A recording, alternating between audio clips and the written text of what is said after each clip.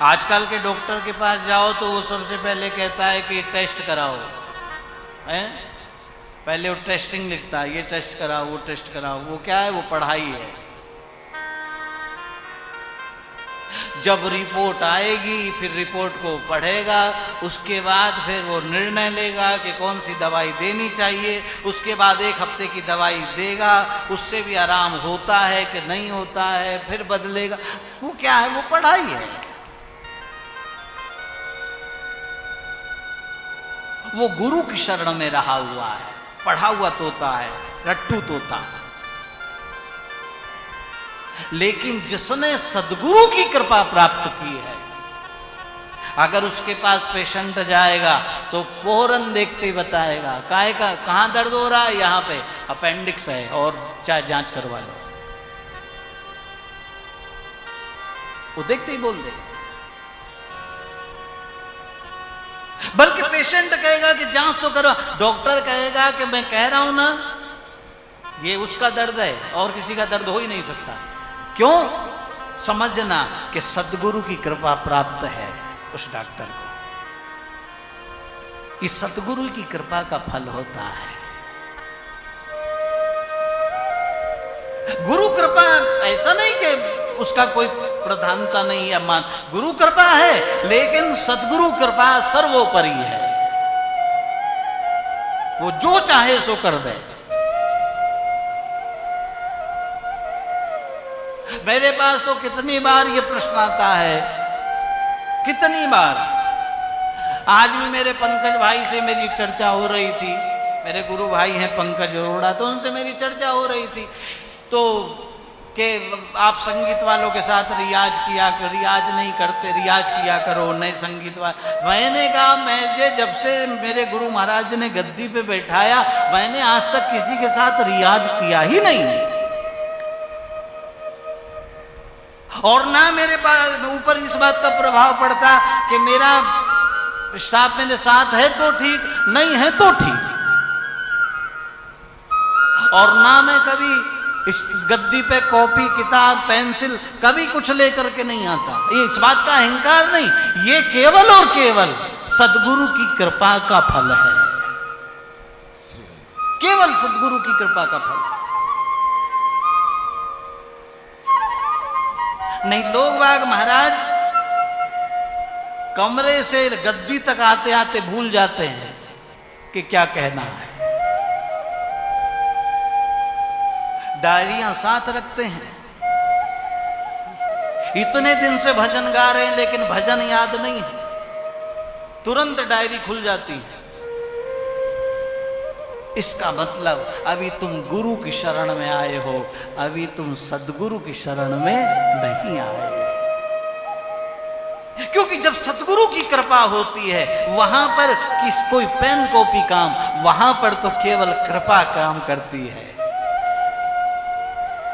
उसकी कृपा निरंतर तुम्हारे ऊपर बरसती रहेगी और तुम बोलते चले जाओगे, करते चले जाओगे, करते चले जाओगे, करते चले जाओगे।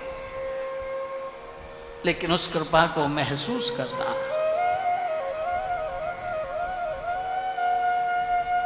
इस बात का ध्यान रखना कि मैं नहीं, ये तो करने वाला कोई और है, देनहार कोई और है, भेजत है दिन रैन।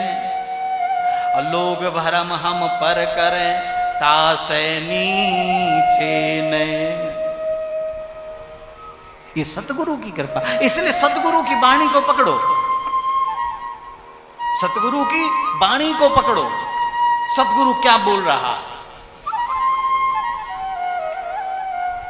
कबीर साहब रामानंद जी को गुरु बनाना चाहते थे, उनकी इच्छा थी कि रामानंद जी को मैं गुरु बनाऊं, और उन्होंने मन से रामानंद जी को गुरु मान भी लिया था, लेकिन रामानंद जी दीक्षा नहीं दे रहे थे कबीर के।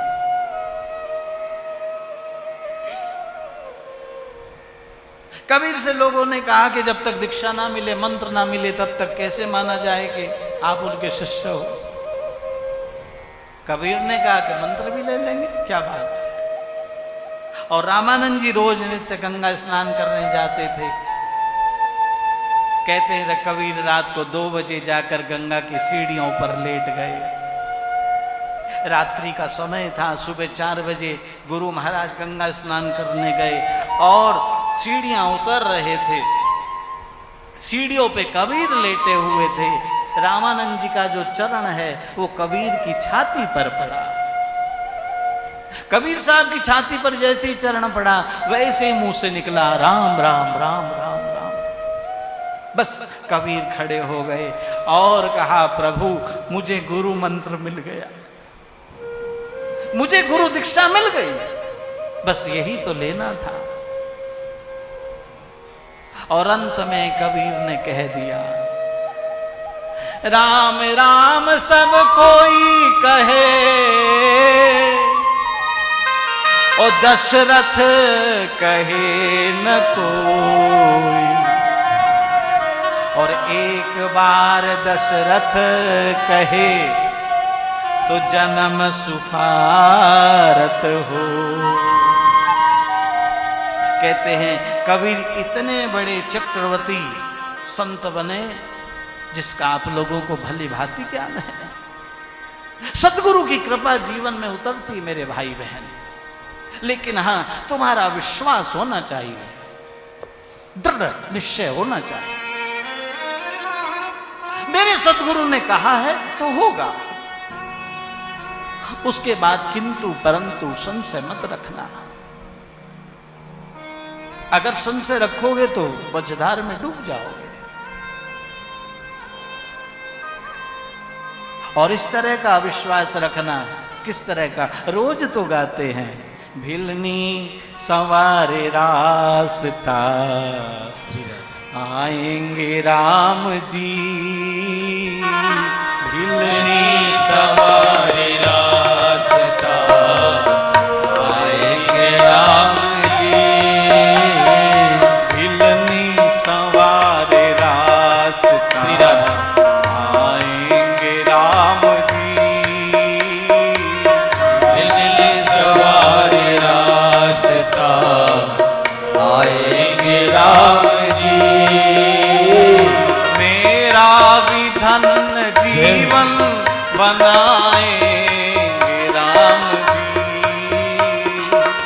मेरा विधन जीवन बनाएंगे राम जी, मेरा विधन जीवन बनाएंगे राम जी, मेरा विधन जीवन बनाएंगे राम जी,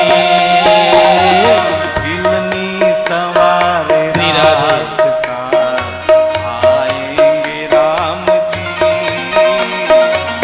भिलनी सवारे रास्ता आएंगे राम जी, भिलनी सवारे रास्ता आएंगे राम जी,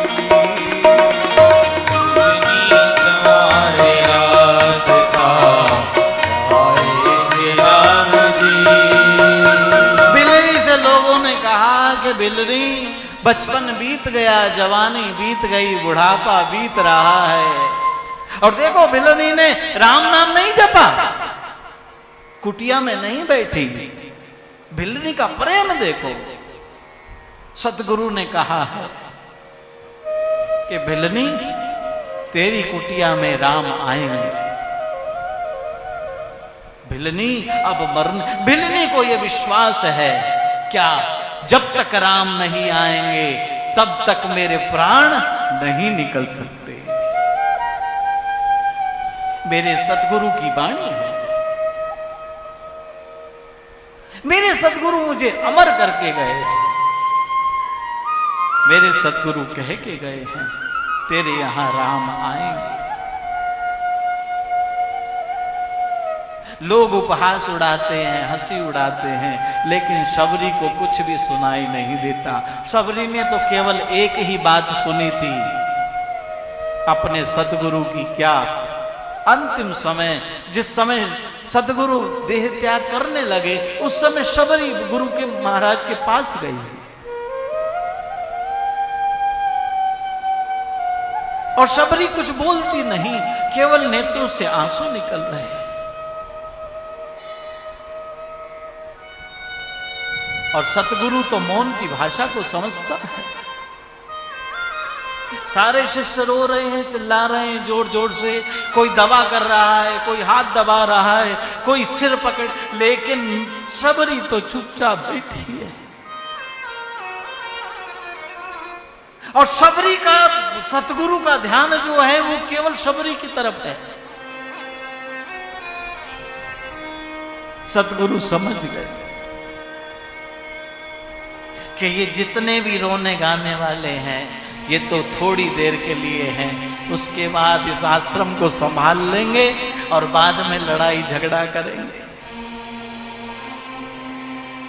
लेकिन मेरे लिए तो केवल एक ही है, कौन? ये शबरी है। और जाते जाते सतगुरु ने अपने जीवन भर की जो साधना थी वो अपनी शिष्या को सतगुरु ने समर्पित दे दिया।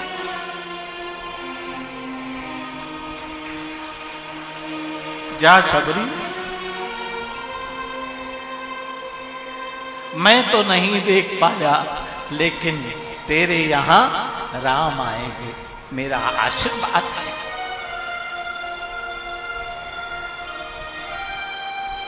शबरी ने सतगुरु के केवल उन्हीं वचनों को सुना था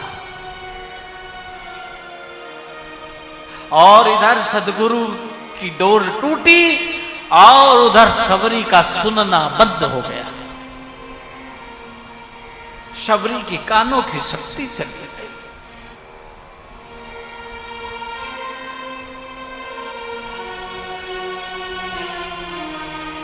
सतगुरु ने डोर तोड़ी श्वासों की और शबरी को सुनना बंद हो गया। क्यों? शबरी ने कहा, अब सतगुरु की बात, आशीर्वाद सुन लिया, अब संसार की बात सुनने की आवश्यकता नहीं। बस कान में वही गूंजता रहा, राम आएंगे, राम आएंगे, राम आएंगे।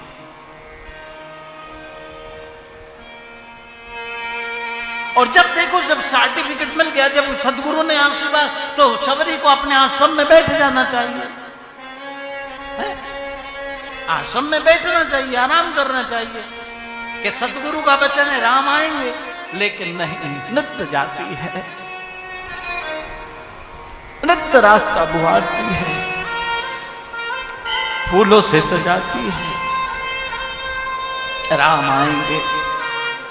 शबरी से किसी ने पूछा कि शबरी, ये नित्य तुम रास्ता क्यों संवारती हो, क्या बात है? जब सतगुरु ने कह दिया राम आएंगे तो आएंगे, अपने आश्रम में बैठो, कुटी में शांत होकर क्यों नहीं बैठती? तो उन शबरी ने कहा कि ज्ञानी महात्माओं के लिए तो ठीक है, लेकिन जो अज्ञानी है उनके लिए मेरे सतगुरु की बदनामी हो जाएगी। कैसे? मान लो कोई छोटा बच्चा है, अगर वो सुंदर नहीं है, कुरूप है, तो लोग इतनी नफरत नहीं करते, क्योंकि वो तो प्रकृति की देन है ना? लेकिन कोई बच्चा बहुत गंदा है, धूल में लिपटा हुआ है, बाल भी नहीं बाए हुए उसके, पुराने फटे कपड़े पहने हैं, गंदा संदा मलिन है, तो उस बच्चे के लिए समाज के लोग क्या कहेंगे? क्या कहेंगे मालूम? उस बच्चे के लिए बच्चे को लोग नहीं कहेंगे, उसकी मां को दोष देंगे कि इसकी मां कैसी है। शबरी कहती है कि मैं जानती हूं कि मैं अपनी कुटी में बैठूं तब भी मेरे यहां राम आएंगे, लेकिन मैं जो रास्ता बुहारती हूं रोज, ये मैं अपने सदगुरु के लिए बुहारती हूं। कल को राम आए तो लोग ये ना कहें कि रास्ता कितना गंदा है और फलाने की शिष्या, फलाने सदगुरु ने कुछ सिखाया नहीं, इसलिए मैं रास्ता बुहारती हूं। बाकी मुझे मालूम है मेरा भी धन्य जीवन बनाए राम जी,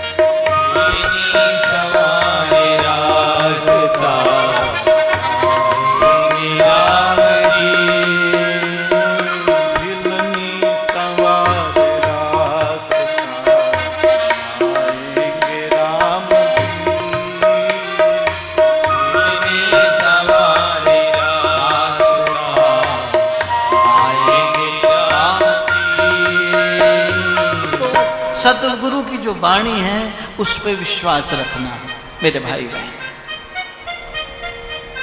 सतगुरु में वो सामर्थ्य है, अगर तुम कोयले भी हो तो तुमको हीरा बना देगा, अगर तुम कौवे भी हो तो तुमको हंस बना देगा। सतगुरु में वो सामर्थ्य है। लेकिन हाँ, वहां पर तुम कौवा बन के जाना तो बनाए, बगुले बन करके मत जाना। समझ रहे हो? बगुला जानते हो ना? कौवा बन के जाओ तो हीरा बना दे, अगर बगुले बन के गए तो कोई गारंटी नहीं, हो सकता है दंड भी मिले।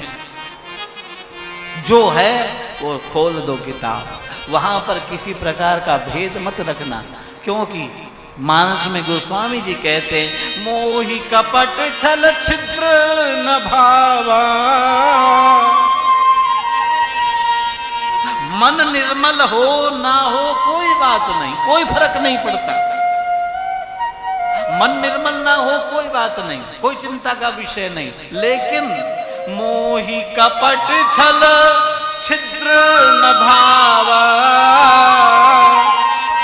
सतगुरु के सामने कपट लेकर के मत जाना।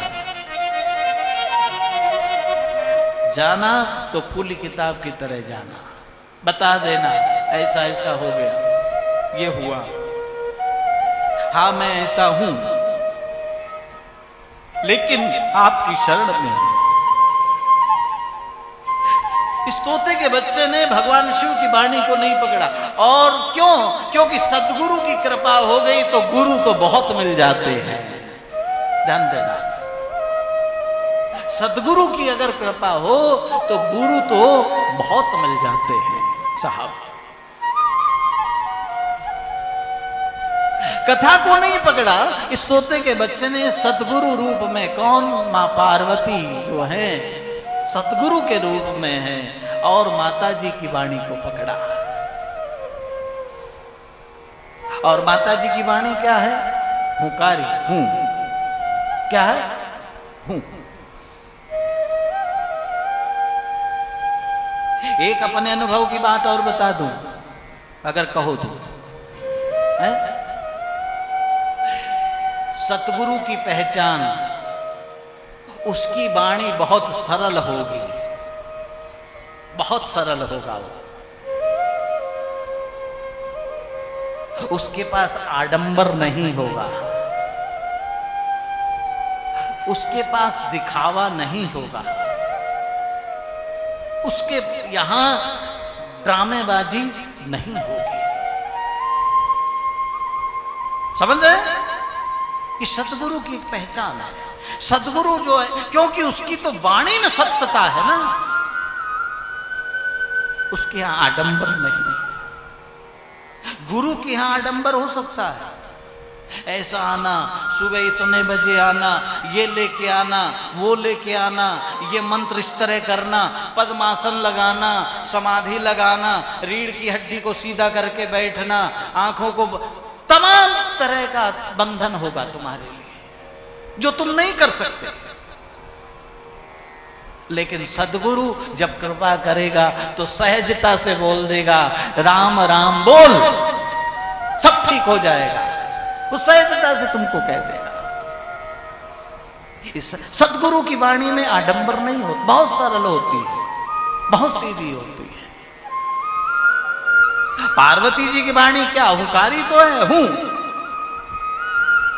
और कहते हैं तोते के बच्चे ने सदगुरु रूप में पार्वती जी की वाणी को, हुकारी को पकड़ लिया, और इधर माता जी को नींद आ गई। नींद आई माता जी को, और इधर वो तोते का बच्चा हुकारी देता रहा, हुकारी देता रहा, हुकारी देता रहा। बहुत समय के बाद निद्रा खुली। जब निद्रा खुली तब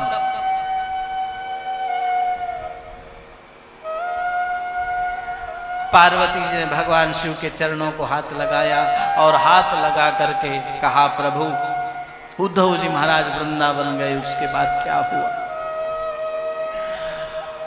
भगवान शिव ने कहा कथा तो आगे निकल गई, उद्धव का जो हुआ सो हुआ, तुम बताओ तुम्हारा क्या हुआ? प्रभु मेरा पाप मुझे अभी भी नहीं छोड़ रहा, मुझे नींद आ गई, नींद ने मुझे घेर लिया। कहते हैं भगवान शिव ने कहा हुकारी तो बंद नहीं हुई पार्वती, अगर तुम सो गई थी तो हुकारी बंद हो जानी चाहिए ना। तुरंत ध्यान लगाया और भगवान शिव ने जैसे ही ना ध्यान लगाया वैसे ही तब शंकर देखो धर ध्याना और हृदय विचारत शंभु सुजाना। ये क्या हो गया? ऊपर बट वृक्ष में तोते का बच्चा हुकारी दे रहा है, ये क्या हो गया? कहते भगवान शिव खड़े हो गए, मेरी कथा जो है वो बट गई। ना रहेगा मांस ना बजेगी बांसुरी, जब तोते का बच्चा ही नहीं रहेगा तो कथा कहां जाएगी? कहते माता जी ने कहा प्रभु आपने कहा था जो इस कथा का श्रवण करता है वो अमर हो जाता है, और उस तोते के बच्चे ने कथा का श्रवण कर लिया है, आपके मारने से वो नहीं मरेगा। लेकिन भगवान शिव नहीं सुनते हैं, आगे आगे तोते का बच्चा और पीछे पीछे भगवान चंद्रशेखर चले जा रहे हैं। तीनों लोकों में तोते का बच्चा घूमा लेकिन किसी ने भी शरण नहीं दी। अंत में उत्तर दिशा की ओर बढ़ता है, देवप्रयाग केशव प्रयाग पार करता हुआ चला जा रहा है, और वहां पर हरिओम नमो नारायणा, ओम नमो नारायणा, हरि ओम नमो नारायणा, हरि ओम नमो नारायणा, ओम नमो नारायणा, हरि ओम नमो नारायणा, हरि ओम नमो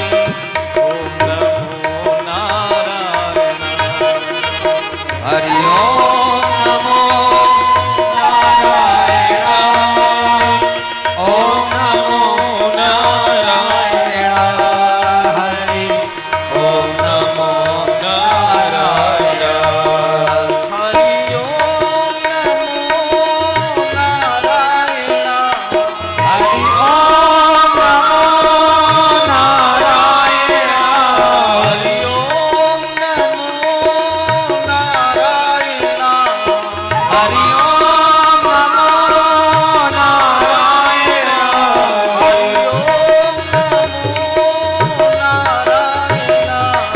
हरि ओम नमो नारायण हरि ओम नमो नारायण ओम नमो नारायण हरि ओम नमो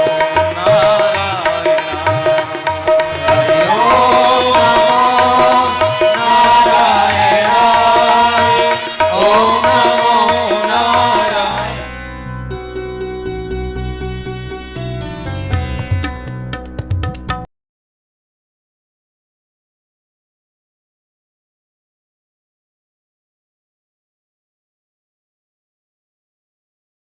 आनंद टीवी से जुड़ने के लिए आप हमें व्हाट्सएप करें 9277395752 पर।